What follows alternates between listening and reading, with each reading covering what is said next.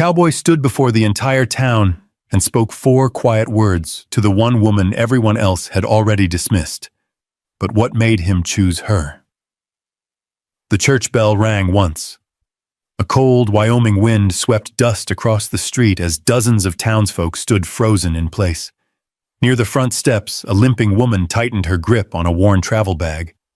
A horse snorted. Leather creaked. Then the cowboy stepped forward, ignoring every stare around him.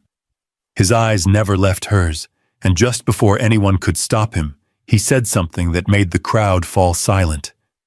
What happened before that moment was a story nobody saw coming. If stories of courage, love, and second chances speak to you, stay with us and share where you're watching from. The first snow of the season had not arrived yet, but winter was already sitting on the shoulders of Redstone Ridge. A cold wind rolled down from the Windstone Mountains, carrying dust across the main street and rattling the wooden signs above the storefronts. Men gathered near the freight station before sunrise. Ranch owners, foremen, cowboys looking for extra hands. Every fall it was the same. People came hoping to find work before winter closed the roads. Some arrived with strong horses. Some arrived with references folded inside coat pockets. Others arrived with nothing. Delilah Brooks stood alone near the edge of the platform. A faded canvas bag rested beside her boots. The right heel of one boot was worn down unevenly. When she shifted her weight, a slight limp followed every step. She kept her chin lifted anyway. The station clock showed a few minutes past 8. One by one, ranch owners looked over the waiting workers. Questions were asked. Hands were shaken. Names were written into small ledgers. People were chosen. People were sent away. A broad-shouldered rancher named Vernon Pike stopped in front of Delilah. He looked at her bag, then at her shoes, then at the way she stood. "You worked before?" he asked. "Yes, sir." "What kind of work?" "Cooking, cleaning, bookkeeping, laundry?" The man glanced toward her leg. His expression changed. "We already filled the position." He walked away before she could answer. Delilah lowered her eyes for only a second. Then she straightened again. The morning dragged on. Another ranch owner stopped. Another question. Another glance, another refusal. By noon, the crowd had become thinner. Most workers were already leaving town with their new employers. A wagon loaded with supplies rolled past. The smell of coffee drifted from the diner across the street. Somewhere nearby, a blacksmith hammered iron. The sound echoed through town. Delilah remained where she was. The cold seemed sharper now. An older woman carrying groceries paused beside her. "You should try Casper," she said quietly. "There might be work there." Delilah forced a small smile. "Thank you." The woman nodded and continued down the street. Both of them knew Casper was nearly 2 days away, and Delilah barely had enough money for supper. She reached into her coat pocket. 2 coins. A folded receipt. Nothing else, that was all. A group of cowboys passed by, laughing. One of them glanced toward her. Not cruelly, not kindly. Just the look people gave someone they had already decided could not help them. By early afternoon, only a few ranch owners remained. The clouds overhead had turned gray. A gust of wind swept across the station yard. Delilah tightened her coat around herself. For the first time all day, uncertainty reached her face. Not fear, not anger, just exhaustion. She had spent years moving from town to town. Temporary jobs, temporary rooms, temporary promises, always one bad season away from starting over. And now another winter was coming. A horse snorted nearby. She looked up. A dark wagon had stopped near the station. The driver climbed down slowly. Tall, broad shoulders, weathered hat, dark coat dusted with road dirt. The conversations around the station seemed to soften when he appeared. People noticed him. Not because he demanded attention, because he never did. Cole Mercer, owner of Broken Mesa Ranch. Delilah recognized the name. Almost everyone in Wyoming did. Cole walked across the yard carrying a folded supply list. He wasn't looking for workers. At least that was what everyone assumed. His ranch already had a reputation for running smoothly. He stopped a few feet from Delilah. For a moment, neither spoke. The wind tugged at the brim of his hat.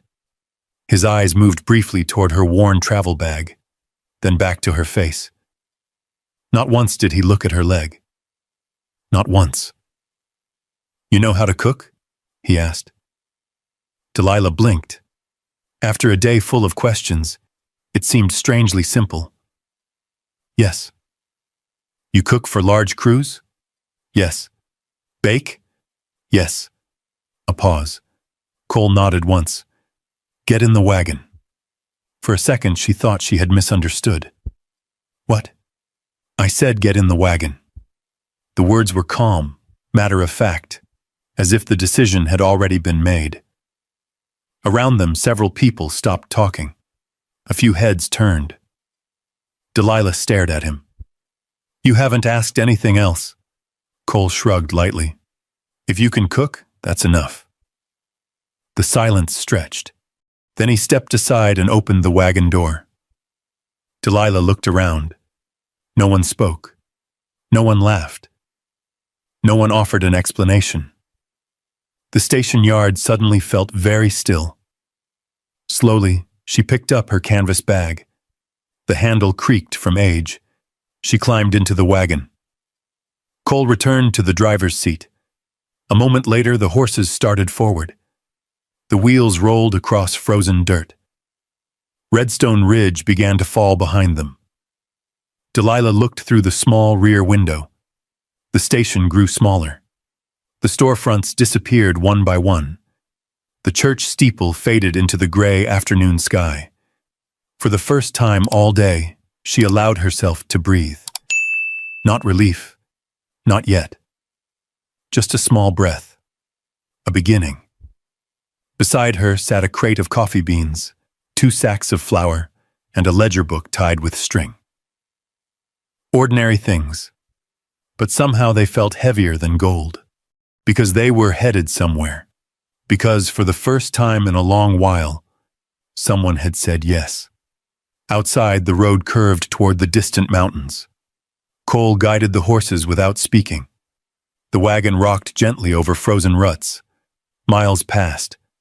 The town shrank behind them. Delilah rested her hand on her worn travel bag. She wondered what kind of ranch awaited her. She wondered why a man like Cole Mercer had chosen her when nobody else would. Neither question had an answer. Not yet. Back in Redstone Ridge, a man stood on the boardwalk outside the bank. He watched the wagon disappear into the distance. His expensive wool coat moved in the wind. His jaw tightened. His eyes followed the road long after the wagon vanished from sight. Then he turned and walked inside the bank without a word, as though something valuable had just slipped beyond his reach. The wagon rolled west for nearly 3 hours before Broken Mesa Ranch finally appeared. Delilah saw it first through a break in the hills. A long valley opened beneath the fading afternoon light. Snow dusted the distant peaks of the Windstone Mountains. A creek wound through yellow grass before disappearing behind cottonwood trees, stripped nearly bare by autumn. The ranch house stood on a low rise. Weathered wood, wide porch, smoke drifting from a stone chimney. Nothing grand, nothing flashy, just solid. The kind of place built to last through hard winters. Cole guided the horses through the front gate. The hinges groaned softly. Several ranch hands looked up from unloading hay. Most nodded respectfully toward Cole. Then their eyes shifted toward Delilah. She braced herself for questions, for curiosity, for judgment. None came. A gray-haired cowboy named Frank simply tipped his hat. "Evening, ma'am." Delilah blinked. "Evening." That was all. No one stared. No one whispered. The simple kindness felt almost unfamiliar. Cole carried her bag inside. The house smelled faintly of coffee, pine wood, and fresh bread. He showed her a small room on the first floor, a quilt folded neatly at the end of the bed, a wash basin near the window, a wooden chair beside a lamp. "You'll stay here," he said. Delilah looked around. "It's bigger than any room I've had in years." Cole nodded once. "The stove works. Water's pumped every morning. Supper's at 6. Then he left. No speech, no conditions, no reminder that she owed him anything. Only silence. That first evening, she joined the ranch hands for supper. Stew, cornbread, coffee strong enough to wake the dead. Conversation drifted around the table. Weather, cattle prices, a broken fence near the south pasture. Nobody treated her like an outsider. Nobody treated her like a burden. After supper, she washed dishes while lantern light flickered against the kitchen walls. When she finished, she noticed a stack of ledgers on a shelf, carefully organized, receipts tied with twine, supply records, feed invoices, everything in order. The next morning, Cole handed her a key. "Pantry." Delilah looked surprised. "You trust me with it already?" "If I didn't trust you, you wouldn't be here." He walked away before she could answer. Days turned into weeks. The rhythm of broken mesa settled around her. Before sunrise, coffee brewed on the stove, breakfast for 12 men, inventory checks, flour counts, bean sacks, salted pork, kerosene deliveries, then bookkeeping in the afternoon. At night, she balanced figures beneath the glow of an oil lamp. For the first time in years, her life felt steady. One afternoon, an 11-year-old boy wandered into the kitchen carrying a stray puppy. His name was Owen Parker. Orphan, part-time stable helper, full-time troublemaker. The puppy immediately stole a biscuit and ran. Owen looked horrified. Delilah laughed before she could stop herself. The sound surprised both of them. From that day on, Owen appeared constantly, helping stack supplies, carrying water buckets, inventing excuses to visit the kitchen. The ranch slowly became something she had forgotten was possible, a place where people expected her tomorrow. One chilly evening, Delilah stepped onto the porch after supper. The moon hung low above the valley. She paused. Something looked different. The front steps, the side path, the narrow walkway beside the garden. She stared for several seconds before realizing what had changed. The uneven stones had been replaced. The path was wider, smoother, easier to walk, especially for someone who limped. The next morning, she noticed the same thing near the barn and beside the smokehouse. Small changes, careful changes. Never mentioned. Never explained. Late that afternoon, she found Cole repairing a gate hinge. "You changed the paths." Cole kept working. "They needed fixing. They've needed fixing for years." The hammer stopped briefly, only briefly. Then he returned to work. "The ranch should work for everybody who lives here." Nothing more. Delilah stood there for a moment, then quietly walked away. Winter crept closer. The first freezing rain arrived one evening after dark. Wind rattled the windows. Most of the ranch hands gathered inside the bunkhouse playing cards. Delilah finished cleaning the kitchen and stepped outside to bring in a basket left near the porch. Voices drifted from the open bunkhouse window. She recognized Frank's voice. 7 years, someone whistled. "Hard to believe." Another man laughed softly. "I stopped counting after the third widow tried to marry him." More laughter. Frank shook his head. "Doesn't matter who asked. Cole always said no." "Maybe he's married to the ranch." "No, it's worse than that." A pause followed. Then Frank spoke more quietly. He loved his wife. Never looked at another woman after she passed. The room fell silent. Delilah stood frozen in the darkness. Rain tapped against the porch roof. She suddenly understood something. The distance. The quiet. The careful way Cole carried himself. Not coldness. Not indifference. Loss. A deep one. The next morning dawned clear and cold. Frost covered the pasture. Owen raced toward the house carrying the mailbag. "Morning delivery!" He burst through the kitchen door. Several letters landed on the table. Feed invoices. A catalog. A bank notice. Then one plain envelope. No return address. Only Cole's name written across the front. Cole opened it while drinking coffee. His expression didn't change, but the cup stopped halfway to his mouth. Delilah noticed. So did Frank. "What is it?" Frank asked. Cole folded the paper. Nothing in his face moved, yet something in the room shifted. A faint tension, like distant thunder. He placed the letter into his coat pocket, then stood. "I'll handle it." That was all he said.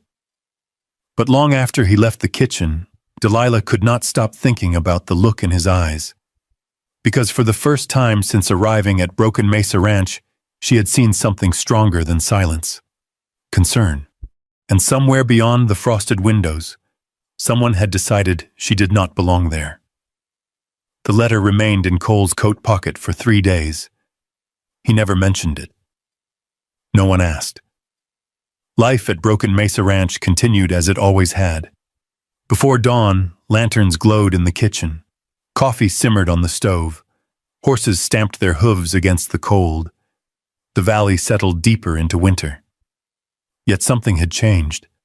The feeling arrived quietly, like a draft beneath a closed door.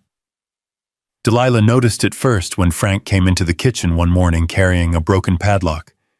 He set it on the table beside her ledger book. "Found this at the North Horse Barn." Delilah looked up. "The lock broke?" Frank shook his head. "Somebody cut it." The old cowboy glanced toward the window. Then he picked up the lock and walked away. Nothing else was said. That evening, 2 horses wandered into the south pasture after someone left a gate open. A week later, a section of fence near Willow Creek was found cut clean through, not broken. Cut. The ranch hands spent half a day repairing it. Cole rode the property lines himself. The snow had begun falling regularly now. Thin white layers covered the hills each morning. Tracks disappeared quickly. Evidence vanished. Questions remained. Then 3 head of cattle disappeared. The entire ranch felt the loss. Not because of the number, because it was impossible to ignore the pattern anymore. Something was wrong. One afternoon, Delilah carried inventory records into town. The mercantile smelled of lamp oil and flour sacks. She handed receipts to the owner. While waiting for change, she noticed 2 women speaking quietly near the fabric counter. Their voices dropped when they saw her. One woman looked away. The other didn't. "I heard she arrived right before the trouble started." The words floated through the store. Not loud, not whispered. Just enough. Delilah stood still. The merchant pretended not to hear. A few moments later, she left with her supplies and climbed into the wagon. Outside, snow drifted across Main Street. Inside her chest, something heavier settled. By the time she returned to the ranch, Owen was waiting near the gate. "Did you bring peppermints?" She smiled despite herself. "Maybe." The boy grinned. For a little while, the rumors stayed outside the ranch fences, but not for long. The next Saturday, Cole attended a livestock auction in Redstone Ridge. Delilah accompanied him to help with accounts. The sale barn buzzed with voices. Cowboys, traders, bankers, ranch owners. As they moved through the crowd, conversations paused. Not openly, not dramatically, just enough to notice. Near the auction ring stood Harlan Crow, tall, expensive coat, silver watch chain across his vest. The same man who had watched the wagon leave town weeks earlier. His smile never reached his eyes. Mercer. Cole nodded. Crow. Harlan glanced toward Delilah. Looks like you've brought yourself new help. Cole's expression remained unchanged. She's part of the ranch. For a brief moment, something flickered across Harlan's face. Annoyance. Maybe disappointment. Then it vanished. Hope she works out better than your last investment. The words sounded harmless, but they landed differently. Cole turned away without responding. Harlan's smile widened. Delilah noticed, and she remembered it. The attacks became bolder after that. A feed shed door left open during a storm. Tools moved from their usual places. False stories spreading through town. Each problem somehow circled back toward her. Each rumor carried the same question. What if Delilah Brooks was responsible? One evening, Frank entered the kitchen with snow on his shoulders. He placed a folded newspaper on the table. A story had been marked in pencil. The article described thefts at nearby ranches. Someone had written a single sentence across the margin. Look closer at the woman. Delilah stared at the words. Frank quietly folded the paper shut. I don't believe any of it. She nodded. Neither spoke for several seconds. Outside, wind pushed against the windows. Inside, the stove crackled softly. The silence felt kinder than sympathy. That night, Cole found her sitting alone on the porch. The valley below lay buried beneath moonlit snow. You should be inside, he said. So should you. A faint smile touched his face, only for a moment. Delilah looked out toward the mountains. People are starting to believe those stories. Cole leaned against a porch post. No. Some do. No, he repeated. His voice stayed calm, certain, the kind of certainty that left no room for argument. Delilah lowered her eyes. Why? The question escaped before she could stop it. Why don't you? Cole stared toward the dark pasture. Because he trusted what he saw. Because every ledger balanced. Because every worker respected her. Because she had brought life back into rooms that had been silent for years. But he said none of those things. Instead, he answered simply, because they're wrong. The wind carried the words away, yet somehow they stayed. A few days later, the first major snowstorm arrived. The sky darkened before noon. Snow blew sideways across the valley. Visibility vanished. Frank ordered everyone indoors. The horses were secured. Barn doors reinforced. Lanterns lit early. By evening, the storm roared across the mountains like a living thing. Inside the ranch house, Delilah helped prepare supper. Afterward, she stepped outside briefly to secure laundry left beneath the porch roof. Just for a moment. Just long enough. Hours later, Owen noticed something first. Where's Miss Delilah? No one answered. The kitchen stood empty. Her coat was gone. So were her gloves. Cole searched every room, every barn, every shed. Nothing. Then one of the ranch hands returned from checking the lower pasture. Snow covered his shoulders. His face had gone pale. We found her horse. The room froze. Where? Near Raven's Cut. A narrow canyon several miles north. Dangerous even in good weather. Deadly in a storm. Without hesitation, Cole reached for his coat. Frank stepped forward. You can't see 10 feet out there. Cole grabbed a lantern, then another. I don't care. The old cowboy looked at him. Really looked at him. and understood something. Neither man spoke of it. A few minutes later, Cole rode into the blizzard alone. The storm swallowed horse and rider almost immediately. Hour after hour he searched. Snow, darkness, wind, nothing else. Until near midnight he spotted movement among the rocks. A trapped horse, a torn blanket. Then Delilah, cold, shaken, alive. She had slipped while trying to return from checking on a stranded calf near the canyon edge. Cole helped her to shelter beneath an overhang of stone. For several minutes neither spoke. Only the howl of wind filled the darkness. Then Delilah stared into the storm. Her voice came quietly. "There was never an accident." Cole looked at her. "What?" "The wagon years ago." Snow swirled beyond the rocks. Delilah's hands tightened around the blanket. "The crash that damaged my leg." She swallowed. "Someone caused it." A long silence followed. Then she met his eyes. "Someone tried to kill me." The wind howled across the canyon. Snow swept past the narrow opening of the rock shelter. For a moment, neither of them spoke.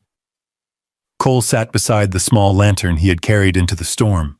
Its flame flickered with every gust that slipped inside. Delilah stared into the darkness beyond the rocks.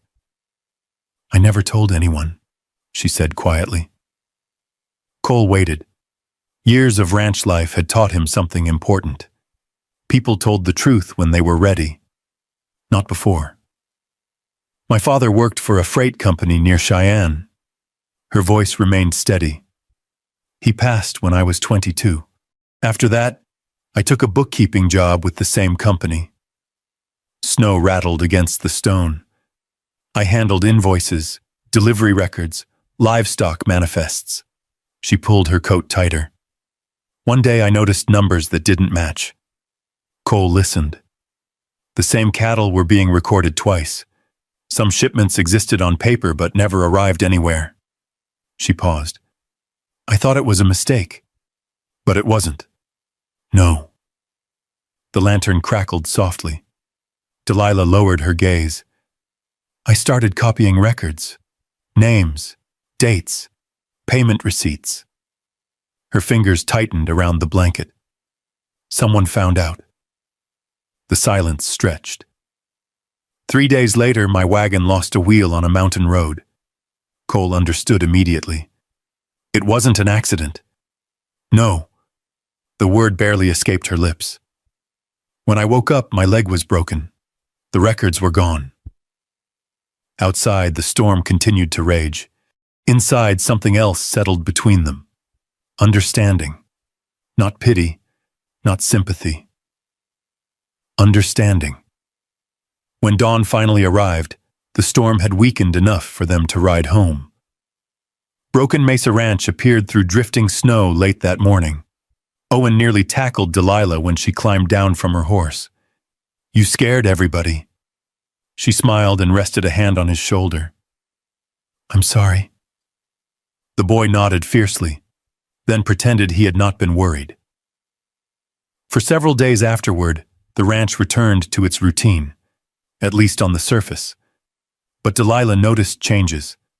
Cole spent more time studying old newspapers, more time reading county records, more time asking questions in town. One evening, she found him reviewing property maps at the dining table. "You think the people from my past are connected to this?" Cole folded the map. "I think too many strange things started happening after you arrived." "That's not proof." "No." His eyes met hers.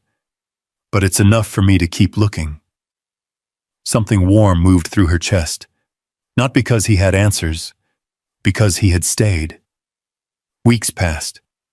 Winter tightened its grip around Redstone Ridge. Then the bank notice arrived. A second one. And a third. The cattle losses had hurt the ranch. So had the damaged fences. Several contracts were delayed. Suppliers wanted payment. The bank wanted reassurance. Meanwhile, 2 ranch hands quietly accepted work elsewhere. Not because they distrusted Delilah, because uncertainty frightened people. The valley began talking again. Rumors spread faster than snow. By February, everyone knew a town meeting had been scheduled. Attendance was expected. The church hall filled quickly that evening. Oil lamps glowed against wooden walls. Ranchers sat beside merchants. Farmers stood near the rear doors. Even the banker attended. Harlan Crow stood near the front, perfectly dressed, perfectly confident. Delilah sat quietly beside Frank. Cole stood near the wall.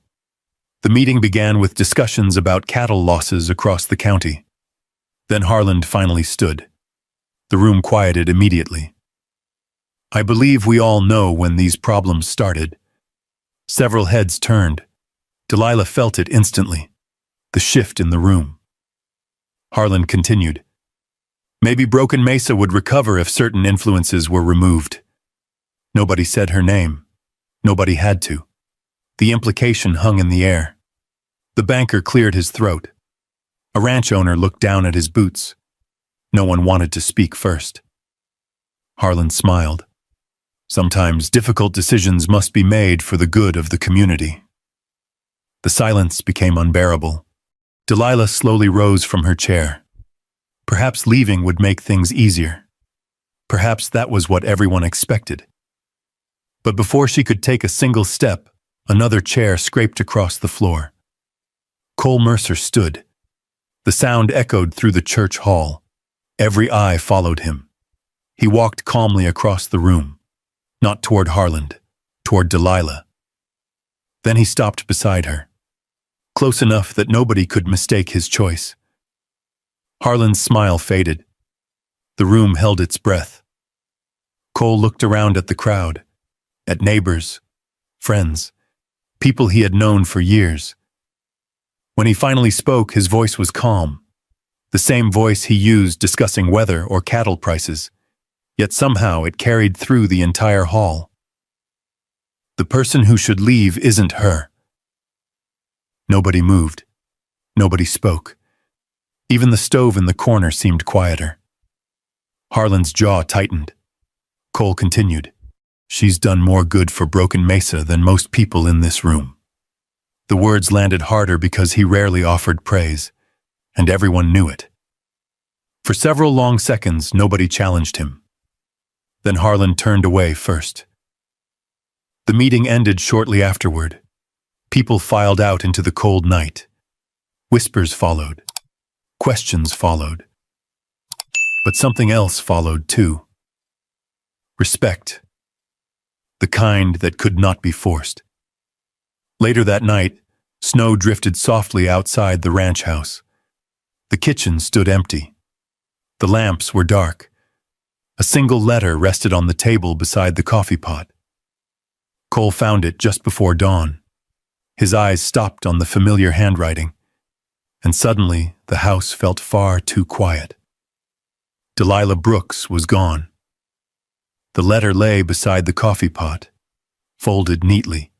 Her handwriting was careful, just as it always was when she recorded supply orders or balanced ranch accounts. Cole opened it. The words were short. She thanked him for everything. For the room, for the work, for treating her with dignity when nobody else had. Then came the line that made him read the page twice. If I stay, they'll keep using me to hurt you. The letter ended there. No destination, no promise, no goodbye. Outside, dawn was only beginning to color the eastern ridge. Cole folded the paper and slipped it into his coat pocket. 10 minutes later, he was saddling his horse. Owen came running from the bunkhouse, still pulling on his boots. Where are you going?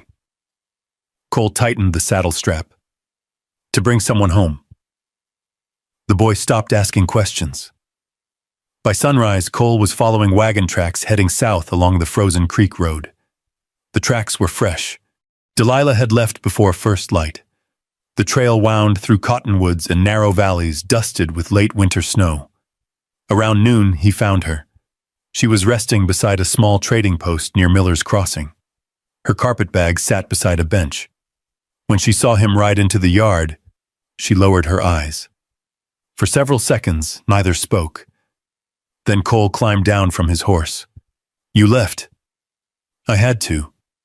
"No." His voice remained calm. "You decided you had to." A cold breeze moved across the porch. Delilah looked toward the distant mountains. "They won't stop." "Maybe. They'll keep coming after your ranch." "Maybe." She finally looked at him. "Then why are you here?" Cole hesitated. For a man who rarely struggled for words, the silence lasted longer than expected. "Because Broken Mesa isn't the same place without you." The wind rattled a loose sign hanging above the store. Delilah blinked. Neither of them noticed the storekeeper quietly stepping back inside. Some moments deserved privacy. Before either could continue, another rider appeared on the road. A government-issued horse, dark coat, federal saddlebags. The man introduced himself before reaching them. Benjamin Holt. He removed his gloves. "Federal investigator." Cole frowned. "What do you want?" "Actually," Holt replied, looking toward Delilah, "I've been looking for her." The next several hours changed everything. Inside the trading post office, Benjamin spread documents across a wooden desk. Shipping manifests, payment ledgers, signed freight contracts, old witness statements. The papers stretched back nearly 8 years. Harlan Crow's name appeared again and again. So did the names Delilah remembered from the freight company. Benjamin adjusted his spectacles. "We've been investigating livestock fraud across 3 territories." He tapped one document. Several witnesses disappeared. Another paper. Records vanished. Another. Accidents happened. Delilah stared at the signatures. One of them belonged to the supervisor who had handled her case years earlier. Benjamin looked at her carefully. "You weren't imagining any of it." For the first time in years, someone official had finally said the words aloud. 3 days later, Redstone Ridge filled with people. The hearing was held inside the county courthouse. Ranchers arrived from neighboring valleys. Merchants crowded the back rows. Even those who once repeated rumors about Delilah showed up. Harlan Crow entered with his usual confidence. That confidence lasted less than an hour. Benjamin Holt presented document after document. Witness after witness, bank transfers. Fraudulent cattle shipments. False invoices. Hidden partnerships. Then came testimony connecting Harlan's associates to the sabotage of Delilah's wagon years before. The room became silent. Not dramatic silence.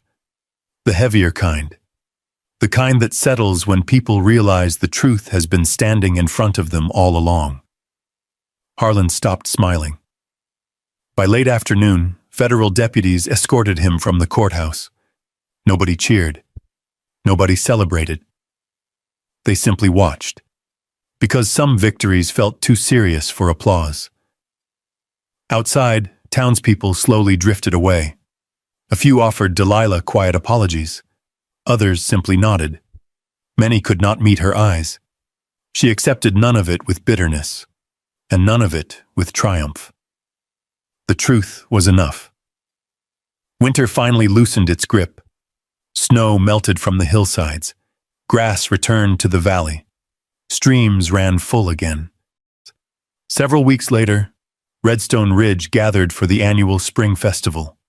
Children raced through the churchyard. Musicians played near the wooden gazebo. Fresh pies cooled on long tables covered with white cloth. Delilah stood near the church steps speaking with Owen. She wore a simple blue dress. Nothing fancy. Nothing expensive. Yet she seemed more at peace than she had ever been. Then the church bell rang. Several people turned. Cole Mercer was crossing the square. Slowly. Deliberately. The crowd sensed something unusual and gradually grew quiet. Delilah watched him approach. Her heartbeat quickened. Cole stopped directly in front of her. For a moment he simply looked at her. The same way he had that first day in town. Not at her injured leg, not at her past. At her. Only her. The spring wind moved gently through the valley. Finally he spoke. The day I met you, everybody else saw a woman with a limp. The square became completely silent. I saw the strongest woman I'd ever met. Delilah's eyes shimmered. Cole reached into his coat. He removed a small silver ring. Simple, handmade, honest, just like him. Then, before the entire town, he lowered himself onto one knee. A collective breath swept through the crowd. Cole looked up at her. His voice never wavered. You belong with me. Tears never came, not because she felt nothing, because some emotions were too deep for tears. Slowly, Delilah extended her hand. Cole slipped the ring onto her finger. The church bell rang again. This time nobody remained silent. Applause spread through the square. Owen cheered loudest of all. Months later, people would still talk about that afternoon. Not because a rancher proposed, not because a criminal had fallen, but because everyone remembered what happened when a man chose someone the world had overlooked.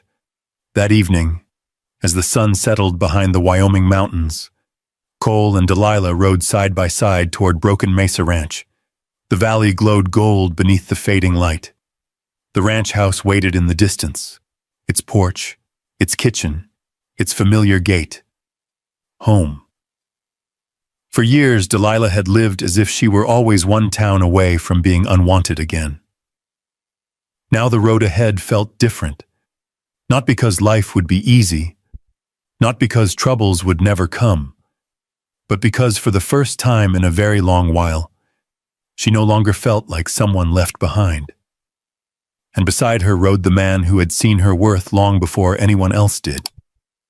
Together they disappeared into the spring sunlight, carrying with them something far more valuable than justice. They carried belonging. And maybe that's the part of this story that lingers long after the dust settles, because if you place yourself where Delilah once stood, alone in a crowded town, judged before anyone knew your heart, you realize how much a single act of kindness can matter. Not grand gestures, not speeches. Just one person willing to look past the scars and see the human being underneath. And if you imagine yourself in Cole's boots, perhaps you understand something too. Sometimes love doesn't arrive with thunder or certainty. Sometimes it arrives quietly. It sits across the kitchen table. It helps with the books. It stays when leaving would be easier. What makes this story memorable isn't the arrest, the hearing, or the public proposal. It's the reminder that healing often begins the moment someone feels seen, truly seen. Most of us carry parts of our past that we wish had turned out differently. Old wounds, old mistakes, old losses. Yet now and then, life places a person in our path who helps us believe that our story is not finished. I'd love to know your thoughts.